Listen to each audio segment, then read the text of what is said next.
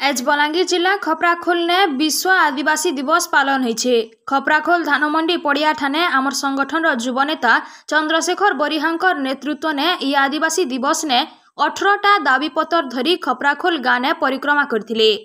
आसिकरी block office ने BDO Vivekananda Sarangi को दाबीपत्र देथिले।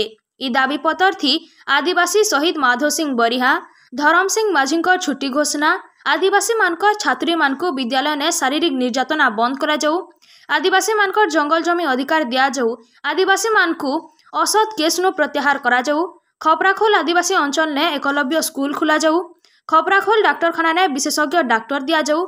एंता 18टा दाबीपत्र विप्र बिसी पद्म नरसिंह बरिहा धरम सिंह धरुआ चंद्रशेखर बरिहा टिकेश्वर धरुआ तंत्र धरुआ चौवन माझी लक्ष्मी सबर बसंत नाग दाबीपत्र देइथिले।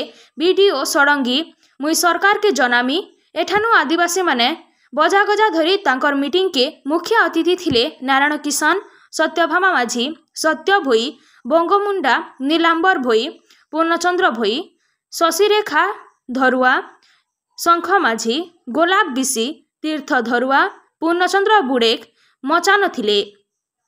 सभा लगी पुलिस पहरा देउथिले। पाटनागढ़ एसडीपीओ सदानंद पुजारी लाठोर थाना बाबू राकेश बेहरा नारायण साहू फोर संगे सुरक्षा देउथिले।